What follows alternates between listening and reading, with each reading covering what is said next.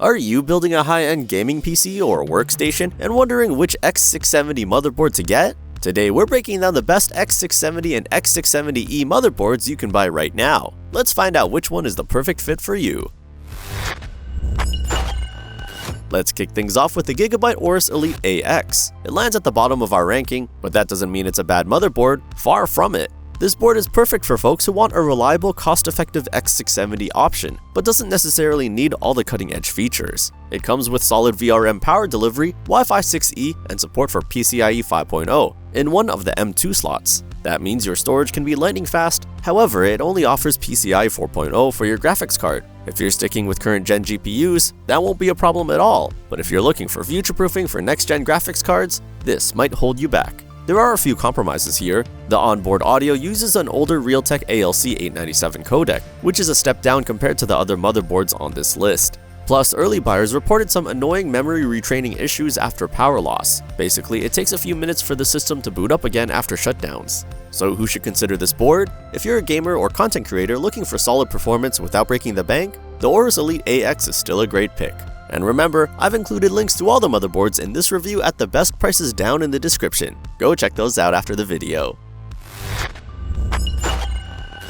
Next up is the MSI Tomahawk X670E, coming in just above the GIGABYTE board. This motherboard is a fan favorite for budget-conscious enthusiasts who still want next-gen features without going all in on price. The Tomahawk supports PCIe 5 for both GPU and one M2 SSD, giving you solid future-proofing where it counts. It's also got a strong VRM setup with 14 plus 2 plus 1 phases, each rated at 80 amps, which means you're covered even if you want to push your Ryzen processor a little harder. Plus, there's Wi-Fi 6E and plenty of USB ports on the back. Now the downsides. Some users have reported quirks with the M2 slots, specifically the bottom M2 shares lanes with the graphics card slot, which can reduce your bandwidth if you use both. The onboard audio is also a bit basic compared to the higher-end motherboards, using Realtek's ALC1200 codec.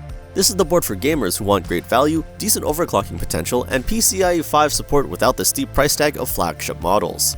And hey, if you're enjoying this review, make sure to smash that like button and subscribe to the channel for more deep dives like this. In the middle of the pack, we've got the ASUS TUF Gaming X670E plus Wi-Fi. This motherboard is all about durability and reliability with that classic TUF series rugged design. You get full PCIe 5 support for your GPU and one M.2 slot along with additional PCIe 4 and 3 options for storage expansion.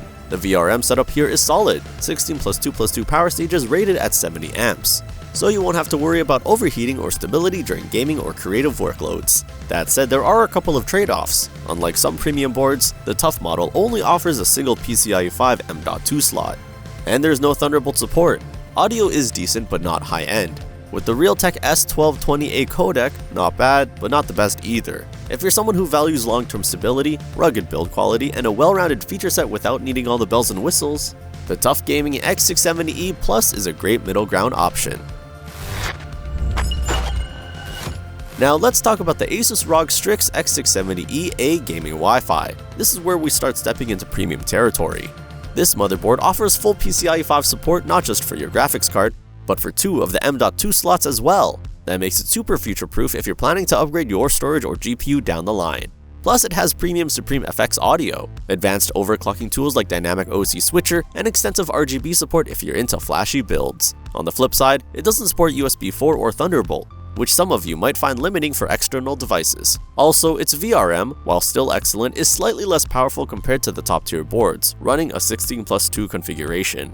This board is ideal for gamers and creators who want a high-end feature set without going completely overboard on budget. If you love customizing your rig and want a mix of performance and style, the STRIX X670E A is an excellent choice. Finally, at the top of our list is the MSI Carbon X670E. This is the ultimate choice for anyone who wants the best of the best. It offers dual PCIe 5 GPU slots, dual PCIe 5 M.2 slots, and a massive 18 plus 2 plus 1 VRM configuration with 90 amp power stages. That means you can run next-gen GPUs and blazing fast storage, all while maintaining rock-solid power delivery even when overclocking. You also get premium features like extended heatsinks, debug LEDs, and toolless M.2 installation. Of course, premium features come with a premium price. The Carbon is more expensive than the other boards we've covered, and early on, there were some BIOS bugs, but those have been mostly resolved with updates. The included MSI Center software still isn't perfect, but it gets the job done. If you're a serious enthusiast or content creator looking for top-tier performance and future-proofing, this is the board to beat. For those who want it all, this is your motherboard. That wraps up our list of the best X670 and X670E motherboards. Don't forget, you'll find links to all of these boards at the best prices in the description below. If you enjoyed this video, give it a like and hit that subscribe button so you don't miss out on future reviews. Thanks for watching.